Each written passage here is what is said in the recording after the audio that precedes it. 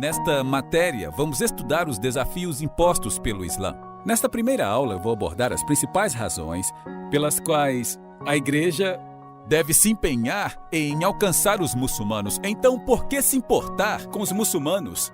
Para alguns de vocês, a resposta é simples. Talvez você tenha amigos ou familiares que são muçulmanos, mas tenho certeza de que a maioria de nós se importa com os muçulmanos porque Deus os ama e por isso Ele quer salvá-los.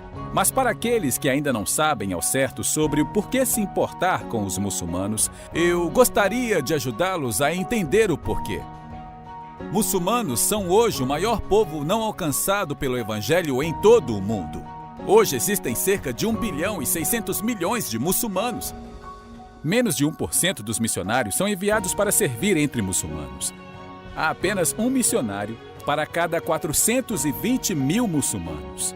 98% dos obreiros cristãos servem em áreas cristianizadas, enquanto a cada 24 horas, 37 mil muçulmanos morrem e a maioria destes nunca ouviu o Evangelho.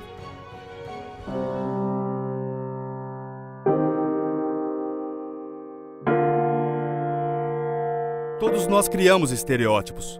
No Ocidente, o estereótipo que temos sobre o Islã e os muçulmanos é o de extremistas, fanáticos religiosos, de pessoas violentas, determinadas a matar e a destruir qualquer um que se oponha a eles. Essa não é a verdade, mas é a imagem estereotipada que temos de muçulmanos no Ocidente. A imagem estereotipada que muçulmanos têm dos cristãos é que nós cristãos somos um bando de emocionalistas em uma montanha russa religiosa, que somos gente que deixa o cérebro em casa quando vai para a igreja e que o cristianismo é uma religião que não passa de uma experiência puramente emocional. Nós não sabemos no que cremos, não entendemos nossa própria crença, não conseguimos justificar nem defender nossa fé. Nós dizemos, é um mistério e temos que aceitá-lo pela fé. E esse estereótipo, infelizmente, muitas vezes descreve a realidade nas comunidades cristãs. Estes temas são questões centrais e nós vamos analisar cada um deles a fundo. Nós vamos ver como o Islã confronta o conceito cristão sobre Deus, como o Islã confronta a visão cristã sobre o homem, como o Islã refuta a visão cristã sobre Cristo e como o Islã combate a doutrina cristã sobre as Escrituras.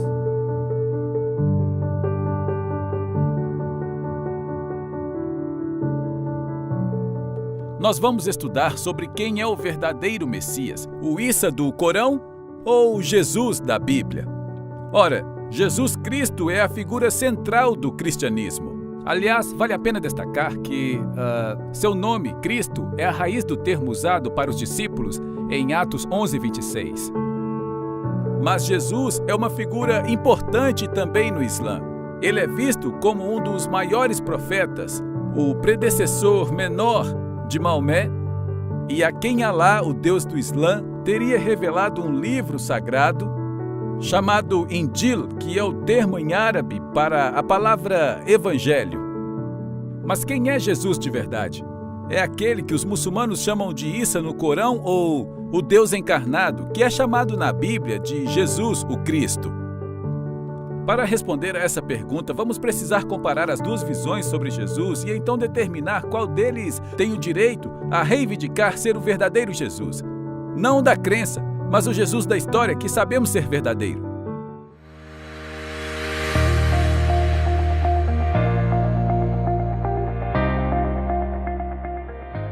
A Bíblia. Este é o tema de nossa análise nesta aula. A Bíblia é o livro mais confrontado ao longo da história da humanidade, especialmente nos últimos 100 ou 150 anos. A cidade de Tübingen, na Alemanha, foi o berço de um movimento de análise histórico-crítica da Bíblia, que acabou causando danos à fé de muita gente a partir do fim do século XIX. O impacto desse movimento foi tão grande que devastou a igreja na Europa no século XX, e até hoje a igreja no velho continente não se recuperou. Mas nos dias de hoje, ainda que o mundo secular e humanista permaneça bastante cético, os maiores ataques à Bíblia têm vindo do Islã. Muçulmanos de todas as partes do mundo afirmam categoricamente que a Bíblia que possuímos em nossas mãos é um livro corrompido.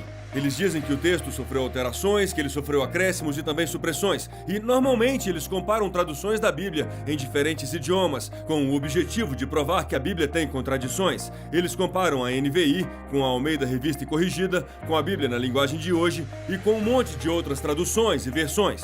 Que os nossos evangelhos foram escritos muito depois. E mesmo que os evangelhos canônicos fossem mesmo do primeiro século, nós não temos mais os manuscritos originais desses evangelhos.